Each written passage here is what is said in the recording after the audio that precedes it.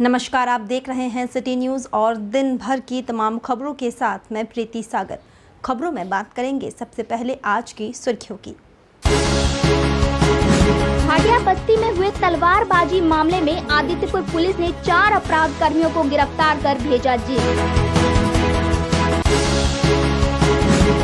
आजाद नगर के कोहिनूर टावर के पास अड्डेबाजी को लेकर 2 गुटों में हुई मारपीट, थाने में हुआ समझौता। और सारेकेला के चांडिल में बीती रात जंगली हाथियों के झुंड से बिछड़े हाथी ने मचाया उत्पात। खबरें अब विस्तार से। खरसवा के गोंडामारा बड़ा बांबो क्वारंटाइन सेंटर में मूलभूत सुविधाओं का अभाव है।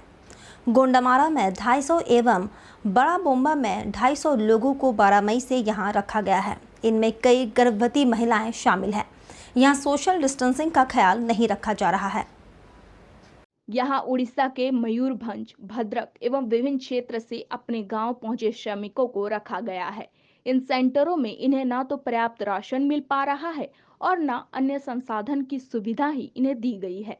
इससे यहाँ रहने वाले महिला पुरुष काफी उग्र हैं।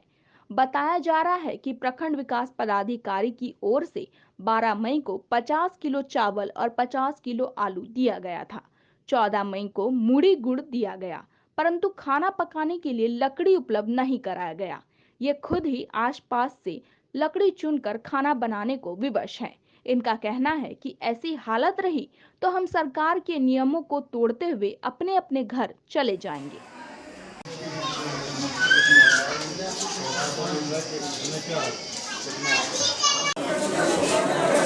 बताइए कहाँ से आप लोग बड़ा रूम के रहना नहीं तो कितना मतलब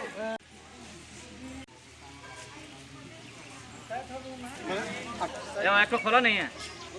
कितना रूम में आप एक रूम में कितना? रुकिए को 200-250 लोग रहते हैं। हाँ। तो यहाँ सब कोई मयूरभंज जिला, कोई भद्रक जिला, कोई भुवनेश्वर, कोई बालेश्वर जिला से सब अलग अलग जिला के आदमी सब भट्टा में सर काम कर, गरीब आदमी भट्टा में सब काम करने गए थे। सब उधर में लॉकडाउन लगा था, सब मालिक से तो भट्टा सब बंद कर दिया सरकार। तो वहाँ बैठे बैठे क्या खाएंगे? इसका किसी तरह भी वहाँ 20-25-30 दिन वहाँ एक डेढ़ महीना अभी तक तो 50 दिन का लॉकडाउन हो गया। तो मोटा मोटी हम लोग वहाँ 30-40 दिन वहाँ हम लोग रहे। तो वहाँ भी मालिक अपना ही वो अपना तरफ से कुछ नहीं दे रहा, अपना ही जो कमाए थे उसी में से खुराकी दे के और उसी में से अपना ही पैसा से हम लोग खा रहे थे।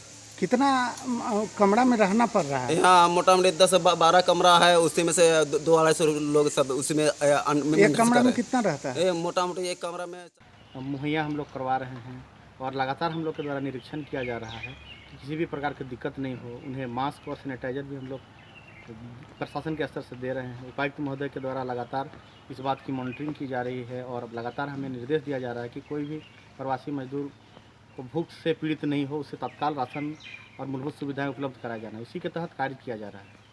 तो काफ़ी संख्या में लोग आ गए हैं, कैसे गांव तक आ गए हैं, क्या कारण है?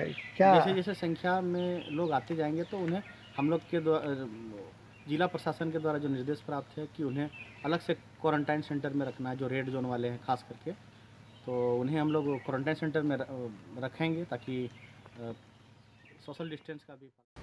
वहीं लॉकडाउन के दौरान जिला परिवहन कार्यालय द्वारा अब तक 9000 पास जारी किया जा चुका है। इन पास को इंटर स्टेट एवं अंडर स्टेट के लिए लोगों को उपलब्ध करवाया जा रहा है। उधर उड़ीसा और छत्तीसगढ़ से लगभग 600 मजदूरों को जिला परिवहन विभाग ने बसों के जरिए शहर लाया है। इस दौरान जिला परिवहन पदाधिकारी दिनेश कुमार रंजन ने बताया कि अन्य राज्यों से आने वाले प्रवासी मजदूरों को बसों से लाया जा रहा है। उन्होंने कहा कि अन्य राज्यों से ट्रेन से आने वाले प्रवासी मजदूरों को भी बसों से पहुंचाया जा रहा है। साथ ही रांची, बरकाखाना और धनबाद ट्रेन से पहुंचने वाले श्रमिकों को बसों से इन जिलों में लाया जा रहा है।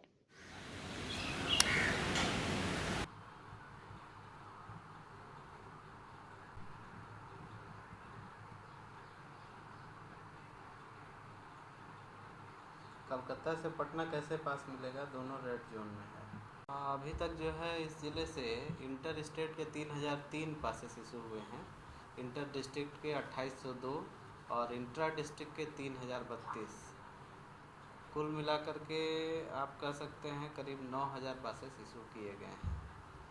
और लॉकडाउन 3 के बाद से हम लोग जो है जब से सरकार का आदेश हुआ है कि श्रमिकों को दूसरे स्टेट से लाना है, तब से हम लोग जो है जो कुछ बसें हम लोग भेज रहे हैं विभिन्न स्टेट में, उड़ीसा हो, छत्तीसगढ़ हो, वहाँ से श्रमिक ला रहे हैं। तो इसमें जो है उड़ीसा हम लोग 10 बसें भेजे थे और छत्तीसगढ़ 15 बसें भेजे थे, जिसमें करीब 350 इस ज़िले के मजदूर थे, बाकी 300 के करीब अन्य ज़िलों के मजदूर थे। मतलब कुल 650 के आसपास हम लोगों ने इन बसों से लाया। वहीं जमशेदपुर के जुगसलाई स्थित राजस्थान सेवा सदन और बिष्टपुर स्थित मेडिका अस्पताल के सफाई कर्मियों ने बकाये वेतन का भुगतान करने की मांग को लेकर कार्य का बहिष्कार कर दिया है। इन कर्मचारियों का कहना था कि वैश्विक संकट के इस दौर में भी पिछले 2 महीने से उन्हें वेतन नहीं दिया जा रहा है, जबकि उनके वेतन से पीएफ और ईएसआईसी की कटौती भी की जाती है। उन्होंने बताया कि ईएसआईसी की सुविधा लेने जाने पर उन्हें यह कहकर लौटा दिया जाता है कि आपके ईएसआईसी में पैसे जमा नहीं। वैसे सरकार को इनकी मांगों पर विचार करते हुए निजी अस्पतालों के संबंध में कोई अध्यादेश जारी करने की सख्त जरूरत है, ताकि इनकी समस्याओं को दूर किया जाए। सैलरी पेमेंट होती है, सैलरी पूरा होती है, अलाउंसेस बाकी।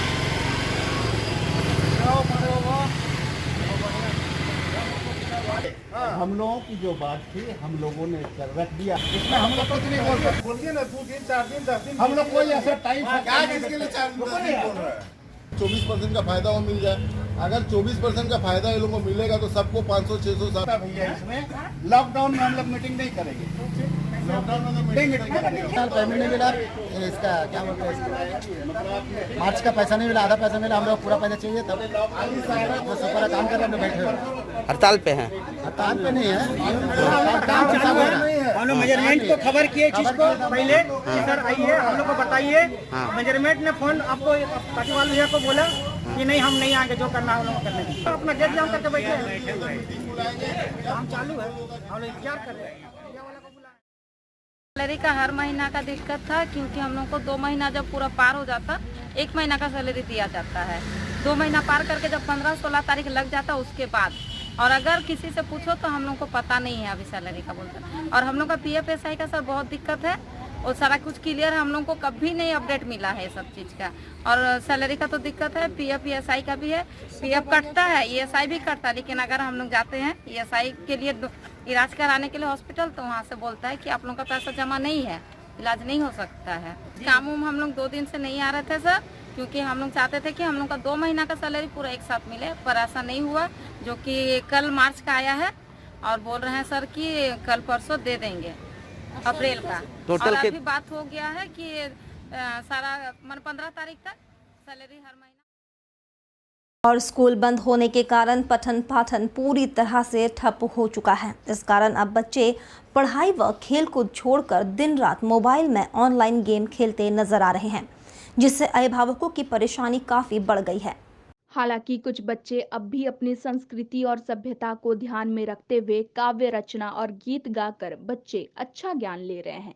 वहीं दूसरी ओर कई ऐसे बच्चे हैं जो दिन रात ऑनलाइन गेम खेलने में व्यस्त हैं, जिससे अभिभावक काफी चिंतित हैं। वहीं इस कोरोना बंदी के दौरान बच्चों पर विशेष ध्यान देने की अपील शहर के उपायुक्त ने अभिभावकों से की है।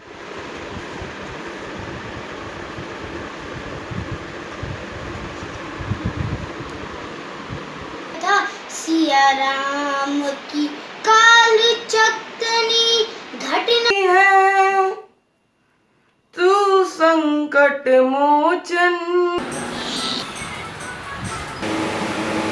आज के टाइम में जहां बच्चे दिन भर इलेक्ट्रॉनिक गैजेट्स का इस्तेमाल कर रहे हैं, चाहे वो मोबाइल हो, लैपटॉप हो, कंप्यूटर हो या टीवी हो, इस समय माता पिता का ये फर्ज बनता है कि वो ध्यान रखें कि बच्चे उस गैजेट्स का सही इस्तेमाल कर रहे हैं। लॉकडाउन के क्रम में काफ़ी कंस्ट्रक्टिव मैनर में जो समय है उसका यूटिलाइजेशन किया जा सकता है, और इसके संबंध में विशेष करके सभी अभिभावकों और उनके बच्चों से ये अनुरोध है कि इसको एक अवसर समझते हुए इस समय का सदुपयोग करें और प्रोडक्टिव कंस्ट्रक्टिव यूज़ करें, जिससे कि आपके स्किल डेवलप हो सकें। एक्स्ट्रा करिकुलर एक्टिविटीज़ जिसमें आपकी रुचि है उसके संबंध में आप कुछ जानकारी प्राप्त कर सकें, और जो भी आपके पास अवसर और संभावनाएं उपलब्ध हैं उनका बेहतर। साथ ही आपको बता दें, जमशेदपुर की सामाजिक संस्था हेल्दी ह्यूमैनिटी की ओर से शहर के विभिन्न चौक चौराहों पर सुरक्षा में तैनात पुलिस जवानों और अधिकारियों के बीच खाद्य सामग्री बांटी गई। संस्था द्वारा बिस्किट, पानी, ग्लूकोज, सैनिटाइजर और मास्क का पूरा किट वितरण कर उनके स्वस्थ रहने की कामना की, साथ ही उनके कार्यों के प्रति आभार प्रकट किया। इस दौरान सीसीआर डीएसपी अरविंद सिंह ने पुलिस प्रशासन की ओर से संस्था के प्रति आभार प्रकट किया।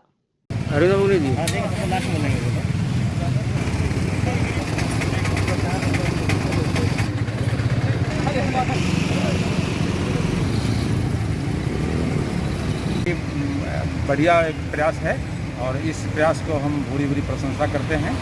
जो हमारे पुलिसकर्मी यहाँ ड्यूटी कर रहे हैं उनका स्थान उनको अपने स्थान दिया, ये प्रशंसनीय कार्य है। ये किसके द्वारा किया जा रहा है? ये जो है मित्र हेल्दी ह्यूमैनिटी किया गया है, ये बधाई के पात्र है। इधर जमशेदपुर के बिष्टपुर थाना अंतर्गत मरीन ड्राइव एक्सएलआरआई के समीप तेज रफ्तार अनियंत्रित ट्रेलर पलट गई। गनीमत ये रही कि इसमें कोई भी हताहत नहीं हुआ। इससे एक रविवार को दुर्घटना उस वक्त हुई जब ट्रेलर टाटा स्टील कंपनी से गम्हरिया BMW कंपनी की ओर जा रही थी। तभी एक्सएलआरआई ट्रेनिंग के समीप सामने से आ रही एक अन्य गाड़ी को बचाने के क्रम में ट्रेलर पलट गई। पुलिस के अनुसार इस घटना में कोई हताहत नहीं हुआ है। घटना के बाद से सड़क पर जाम लग गया, जिसे बाद में खाली करा लिया गया।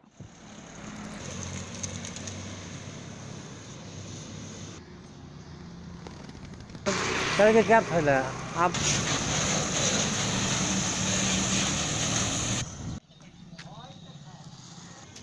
कैसे हुआ पलटी में? आगे से गाड़ी आ गया था। तो कैसे पलटी हुआ? टर्निंग में आगे से गाड़ी आ गया, टर्निंग था, बैक ब्रेक मारा, कंट्रोल नहीं हुआ, फेंक दिया कॉइल। और ड्राइवर खलासी? सब सही। किसी को चोट नहीं लगा? कोई चोट नहीं, कुछ नहीं। भगवान का शुक्रिया है कि बाल बाल बचा। हाँ भाई। तो कहाँ लेके जा रहे थे? ये BMW गम्हरिया। ये कहाँ से? टिस्को से।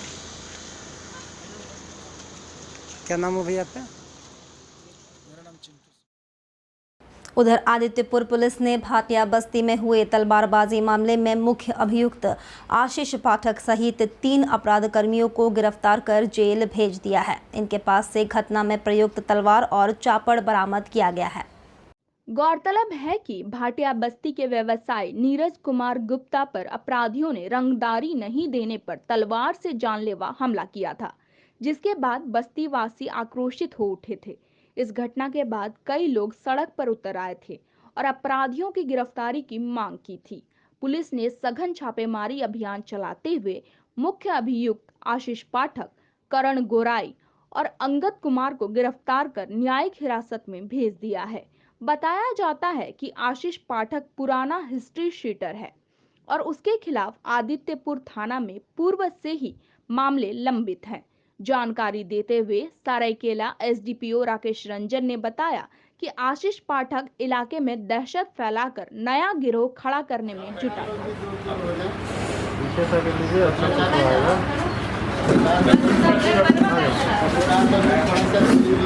तो भेजता ही भेजने को ठीक है ना।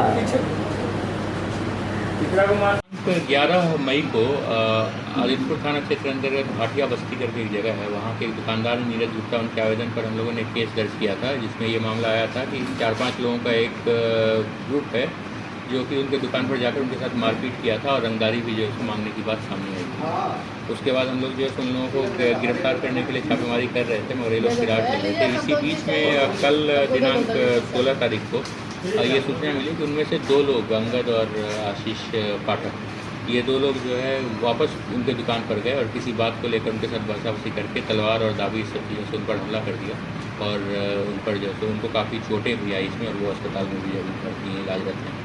तो इसके बाद पुलिस अधीक्षक एमआरसी साहब के निर्देशन में हम लोगों ने जो एक टीम गठित करके और सुनियोजित ढंग से फिर छापेमारी करनी शुरू की।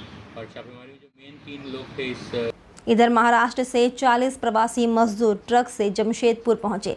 पार्डी चेक पोस्ट पर सबों को स्कैनिंग करने के बाद ट्रक से रवाना किया गया। लॉकडाउन होने के बाद काम बंद हो जाने के बाद झारखंड के विभिन्न जिलों के रहने वाले 40 प्रवासी मजदूर ट्रक से 4 दिनों के बाद रविवार को पार्डी नाकेबंदी पर पहुंचे। सोशल डिस्टेंसिंग की परवाह किए बिना घर पहुंचने को आतुर प्रवासी प्रत्येक मजदूरों से 3600 रुपए के हिसाब से ट्रक मालिक ने वसूल किया। अफरोज नामक प्रवासी मजदूर ने बताया वे लोग मजदूरी का पैसा बचा कर रखे थे, वही पैसे भाड़ा देकर यहां तक पहुंचे हैं। वहीं स्वास्थ्य कर्मी उमाकांत मुर्मू ने बताया प्रवासी मजदूरों को स्क्रीनिंग करने के बाद यहां से ट्रक से रवाना किया गया।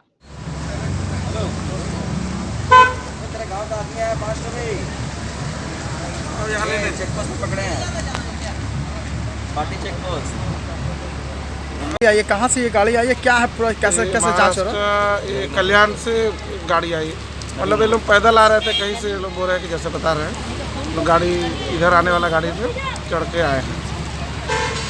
कितने लोग हैं टोटल?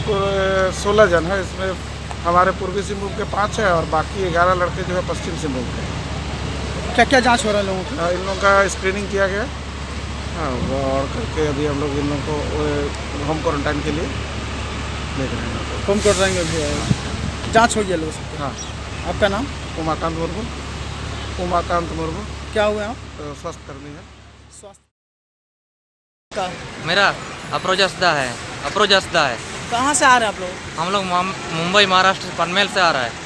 क्या वहाँ मजदूरी का काम करते हैं? मजदूरी का काम करते थे। कहाँ का रहने वाले हैं? झारखंड का रहने वाला है, पश्चिम सिंहभूम का। कौन जगह? मंजारी।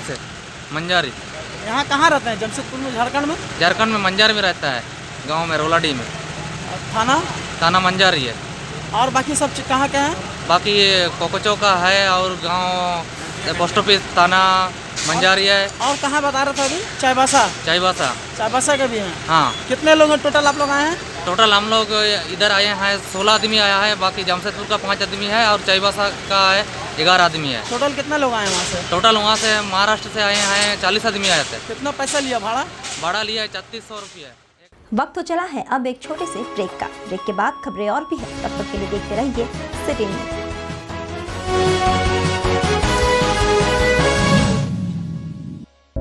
उमा सुपर स्पेशलिटी हॉस्पिटल, जहां आपको मिलेगी चिकित्सा की हर अत्याधुनिक सुविधाएं। इस अस्पताल में जाने माने डॉक्टर अपनी सेवा दे रहे हैं।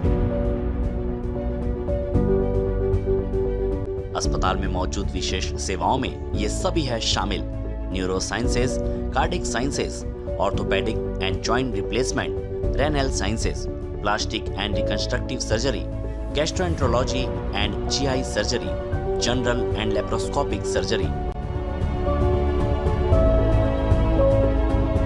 यहाँ पर सारी जो इलाज है वो कोशिश कर रहे हैं हम लोग कि कम से कम न्यूनतम दरों पर हम लोग करें। यहाँ पर आयुष्मान भारत से लेकर के ESI, TPS सारे का व्यवस्था है और जटिल से जटिल रोगों के लिए इलाज के लिए यहाँ पर बेस्ट फैकल्टी हमारे पास अवेलेबल है। जैसे कि न्यूरो साइंस के लिए बेस्ट डॉक्टर हमारे पास हैं, क्रिटिकल केयर के लिए पीडियाट्रिक्स, जनरल सर्जरी और इत्यादि। जो भी बेस्ट पॉसिबल हम लोग से हो सकता है, हम लोग बेहतर शहर में कम से कम रेट में इलाज करने का कोशिश कर रहे हैं। इस अस्पताल में emergency medicine, internal medicine, ENT, spine services, pulmonology, critical care, paediatrics, vascular surgery, endocrinology, gynaecology, ophthalmology, dietetics and nutrition lab sciences, physiotherapy, radiology, psychiatry and psychology समेत अन्य सुविधाएं मौजूद हैं। अस्पताल आपकी सेवा में 24 घंटे है तैयार। किसी भी इमरजेंसी के लिए फोन करें 8677017777। किसी भी तरह की मेडिकल इमरजेंसी के लिए समाधान का एकमात्र स्थान उमा सुपर स्पेशलिटी हॉस्पिटल। हमारा पता है NH 33, टिमना पाड़ी रोड, मानगो, जमशेदपुर।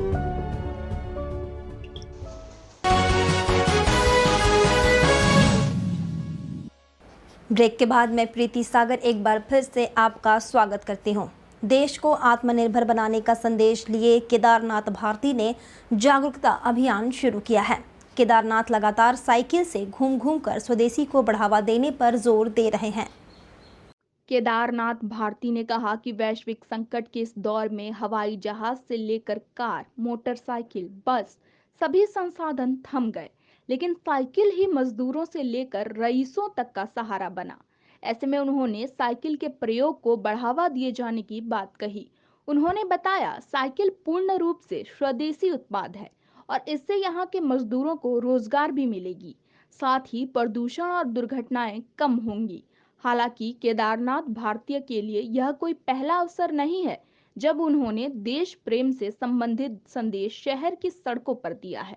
वैसे इसे मानना या ना मानना और बात है।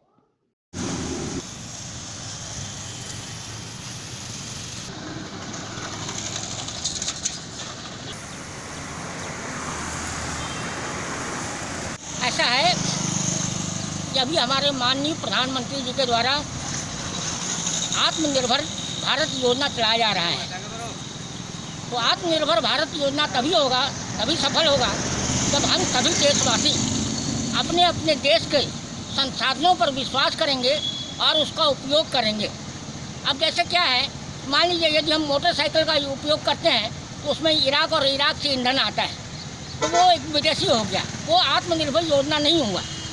अगर हम साइकिल चलाएंगे तो वो आत्मनिर्भर योजना हुआ, जिसमें ना तो हमारा पैसा विदेश जाएगा, किसी दूसरे द्वारा भी विदेश नहीं जाएगा और हम अपने देश पर, अपने शरीर के ताकत पर, अपने हिंदुस्तान के ताकत पर निर्भर रहेंगे। ये हुआ सही मायने में आत्मनिर्भर योजना। अब दूसरी बात, साथ ही आपको बता दें, आजाद नगर थाना क्षेत्र के कोहिनूर टावर के पास अड्डेबाजी को लेकर दो गुटों के बीच मारपीट हो गई। बाद में थाना में दोनों पक्षों के बीच समझौता हो गया। दो पक्षों के बीच मारपीट की घटना की वजह अड्डाबाजी बताया जाता है। रविवार को विवाद को लेकर मारपीट हो गई।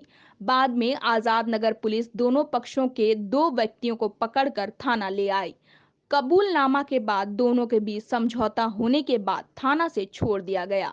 एसआई चंदर टुडू ने मामले की जानकारी दी। यहाँ मदरमेन स्कूल, हाँ, मदरमेन स्कूल के पास मारूंगा। वहाँ से काम से यार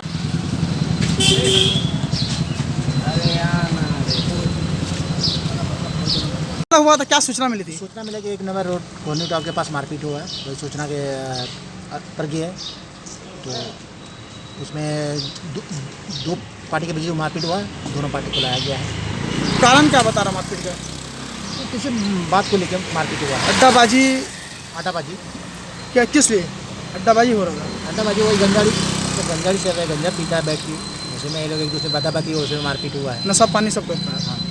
ये कहाँ पे हो रहा था? कोहिनूर का टावर के पीछे। आपका नाम बताइए।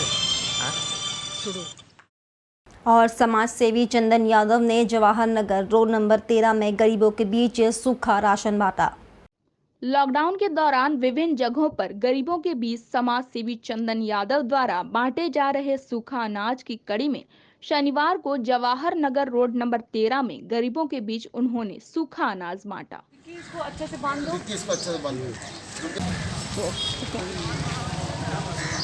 दिन की भांति आज भी हम हर जगह जा रहे हैं, जहाँ जहाँ से पर्सनल लोगों का, मध्यम वर्ग लोगों का भी फ़ोन आता है, तो हम जाने का प्रयास करते हैं। ये 13 नंबर रोड है, यहाँ पे भी अजमेरी भाई कोई परिचय के मोहताज नहीं है। ये भी अपने जो अफ्तारी का सामान होता है, डेली सुबह शाम ये काम कर रहे हैं। इनको हम अपने तरफ से, अपने परिवार के तरफ से धन्यवाद देते हैं, सैल्यूट करते हैं। जो आज बढ़ चढ़ के लोग, जो सामाजिक संस्था के लोग हैं, जो कार्य कर रहे हैं, उनको हमारा सैल्यूट है। और जहाँ भी गरीब, गुरबा, शोषित, पीड़ित, दलित, और जहाँ लोग, आप एक बात बताइए, हर लोगों के पास राशन नहीं मिलता है। जिसके पास राशन कार्ड नहीं, उनको बहुत दिक्कत का सामना करना पड़ता है, तब लोग फ़ोन करते हैं। और हम जाने वहीं जवाहर नगर रोड नंबर 13 में समाज सेवियों ने अजमेरी खान की ओर से पहला रोज़ा से रोज़ाना 3,500 रोज़ा करने वालों के बीच अफ्तारी बांटी गई। कोरोना वायरस के संकट की घड़ी में भी लोग मदद के लिए आगे आए हैं। इन मददगारों में एक नाम है समाज सेवी अजमेरी खान का। अजमेरी खान रोजा शुरू होने के पहले दिन से अपने आवास से रोजाना 3,500 रोजेदारों के बीच अफ्तारी बांटते हैं। उन्होंने बताया, जब तक रोजा चलेगा तब तक रोजाना रोजेदारों के बीच अफ्तारी बांटी जाएगी।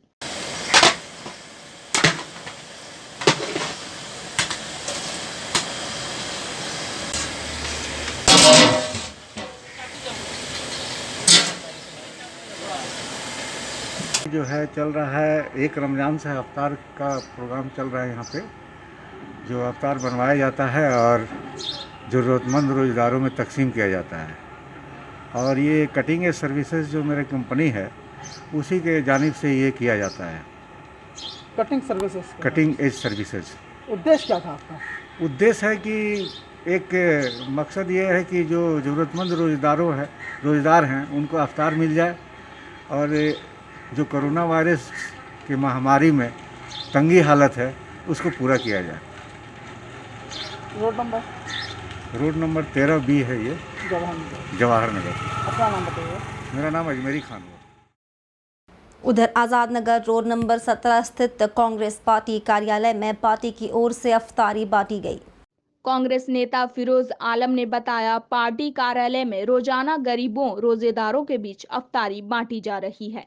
रोजा तक यह कार्यक्रम चलेगा।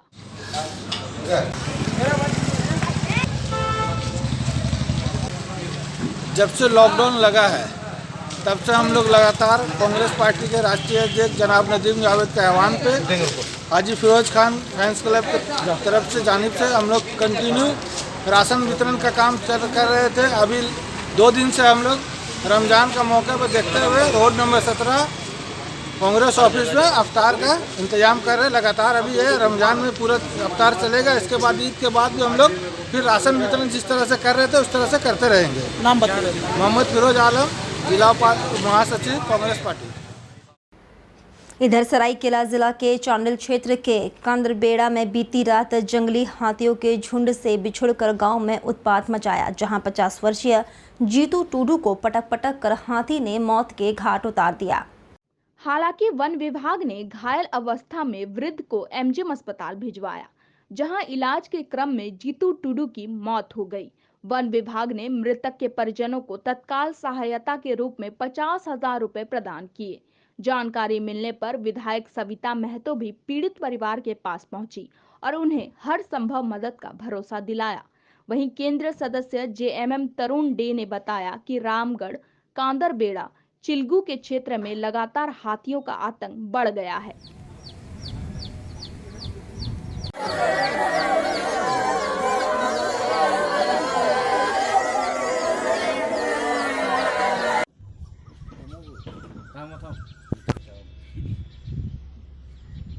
हो गया। आज गया रात को हमारे गांव में हमारे एक समाज सेवी को हाथी द्वारा कुचल दिया गया। रात को फिर उन्होंने हॉस्पिटल भी ले गया, जहां पर जाने पर मृत घोषित कर दिया गया। बड़ी दुखदायी घटना है। हाथी का आतंक यह क्षेत्र में बहुत ज़्यादा हो रहा है। इसका रोकथाम के लिए हम लोग एक अभी स्थानीय विधायक जी के साथ बैठेंगे और साथ में वन विभाग की टीम के साथ इसका स्थानीय सॉल्यूशन निकालने के लिए हम लोग पहल करेंगे। आज स्थानीय विधायक सविता महतो जी भी आई थी और उनके घर पर गए थे। उन्होंने भी काफ़ी गहरा दुख प्रकट किए। चलते चलते एक बार फिर से नजर डालेंगे अब तक की सुर्खियों पर। भाटिया बस्ती में हुए तलवारबाजी मामले में आदित्यपुर पुलिस ने 4 अपराध कर्मियों को गिरफ्तार कर भेजा जेल। आजाद नगर के कोहिनूर टावर के पास अड्डेबाजी को लेकर 2 गुटों में हुई मारपीट, थाने में हुआ समझौता। और सारेकेला के चांडिल में बीती रात जंगली हाथियों के झुंड से बिछड़े हाथी ने मचाया उत्पात। और अभी के लिए बस इतना ही। कल फिर मिलेंगे कुछ अन्य खबरों के साथ। तब तक के लिए दीजिए सिटी न्यूज़ की पूरी टीम को इजाजत। नमस्कार।